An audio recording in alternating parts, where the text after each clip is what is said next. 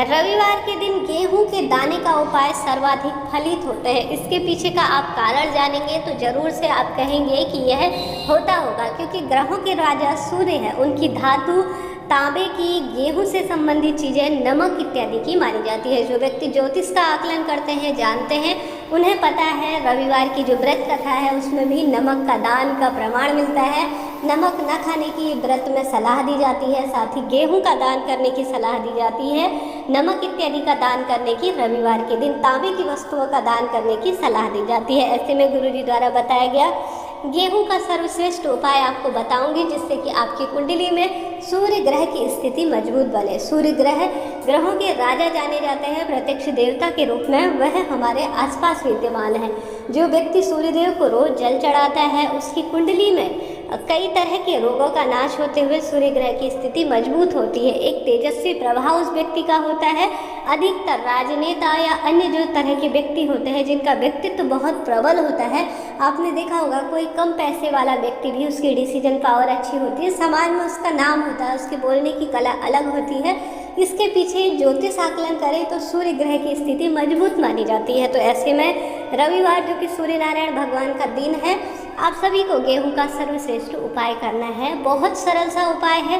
काफ़ी समय पहले मैंने अपने चैनल पर यह वीडियो दिया भी था। आज आप दोबारा से इस वीडियो को सुनिए और यह उपाय करके देखिएगा, लाभ निश्चित रूप से आपको होगा।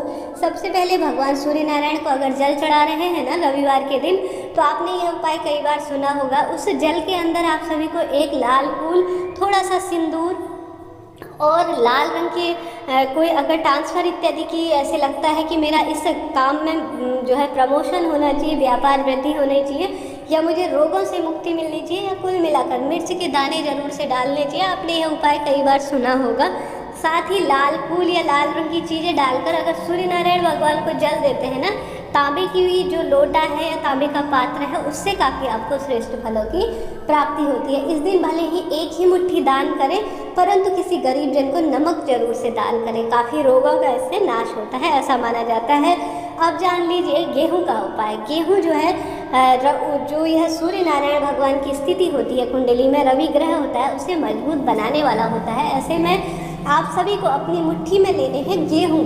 गेहूं आप कितनी भी संख्या में ले सकते हैं। आप चाहें तो 11 की संख्या, 21 की संख्या, उससे कम उससे ज़्यादा आपकी इच्छा पर आधारित है। आप सभी को पूरे घर में इस गेहूं को लेकर घूम जाना है अपनी मुट्ठी में डालकर। और साथ ही जो व्यक्ति बहुत अधिक किसी न किसी तरह से उसको टोक लगती है, हाय लगती है, दुर्घटनाग्रस्त होता है, या किसी नौकरी इत्यादि कंपटीशन की तैयारी कर रहा है, या किसी भी तरह से किसी भी चीज़ से प्रभावित है, या सामान्य तौर पर आप उसका उतारा इत्यादि करना चाहते हैं, तो 21 बार, गुरुजी कहते हैं 21 बार उस व्यक्ति के ऊपर से, काफ़ी जो बीमार रहता है, दवाइयाँ चलती है, 21 बार उतारा कर लीजिए।